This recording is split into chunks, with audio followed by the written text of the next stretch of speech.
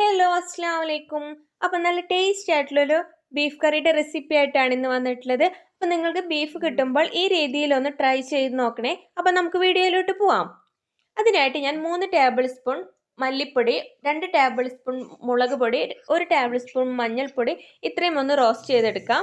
അതിനുശേഷം ഒരു ചട്ടിയിൽ കുറച്ച് വെളിച്ചെണ്ണ ഒഴിച്ചിട്ട് 1/2 ടീസ്പൂൺ വീതം ഉലുവയും പെരിഞ്ജീരകം ഇട്ട് പൊട്ടിച്ചെടുക്കാം. അതിലേക്ക് 3 സവോള ആഡ് ചെയ്ത് കൊടുക്കാം. ഞാനിവിടെ 700 ഗ്രാം ബീഫാണ് എടുത്തിട്ടുള്ളത്. അതിലേക്ക് 3 സവോള കറക്റ്റാണ്. സവോള ഒന്ന് നിറം മാറിയതിന് ശേഷം ഇഞ്ചി, വെളുത്തുള്ളി, പച്ചമുളക് ഇത് ചതച്ചിട്ട് അതും കൂടി നമുക്ക് ആഡ് ചെയ്ത് കൊടുക്കാം.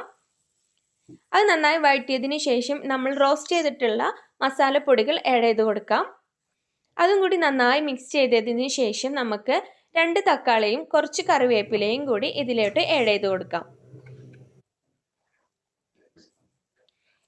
ഇത്രയും ചേർത്ത് നമുക്ക് നന്നായി മിക്സ് ചെയ്തെടുക്കാം. നിങ്ങൾക്ക് എൻ്റെ ചാനൽ ഇഷ്ടമാവുന്നുണ്ടെങ്കിൽ ഒന്ന് ലൈക്ക് ചെയ്യണേ. ഇനി ഇതിലോട്ട് നമുക്ക് ബീഫ് ആഡ് ചെയ്ത് കൊടുക്കാം. ഞാൻ ഇതുവരെ ഉപ്പ് ആഡ് ചെയ്തിട്ടില്ല. ബീഫിൻ്റെ കൂടെയാണ് ഞാൻ ഉപ്പ് ആഡ് ചെയ്തിട്ടുള്ളത്. ബീഫും കൂടെ ആഡ് ചെയ്ത് നമുക്ക് നന്നായി ഈ മസാല എല്ലാ ഭാഗത്തും എത്തുന്ന രീതിയിൽ ഒന്ന് മിക്സ് ചെയ്തെടുക്കാം.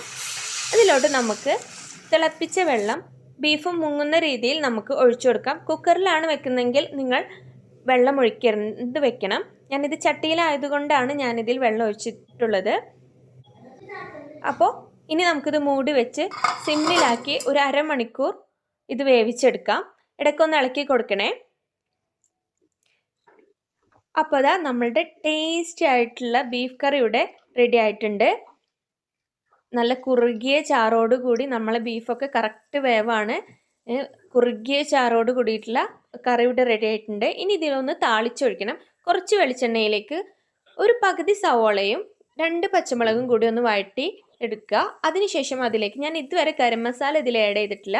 1 ടേബിൾ സ്പൂണോളം ഗരം മസാലയും ഒരു പിടി മല്ലിയിലയും കുറച്ച് കറിവേപ്പിലയും കൂടി ആഡ് ചെയ്തിട്ട് നമ്മളുടെ ബീഫ് ഇതിലോട്ട് ഇട്ട് കൊടുക്കാം. ഇനി ഇതെല്ലാം കൂടി ഒന്ന് നന്നായി മിക്സ് ചെയ്ത് കൊടുക്കാം.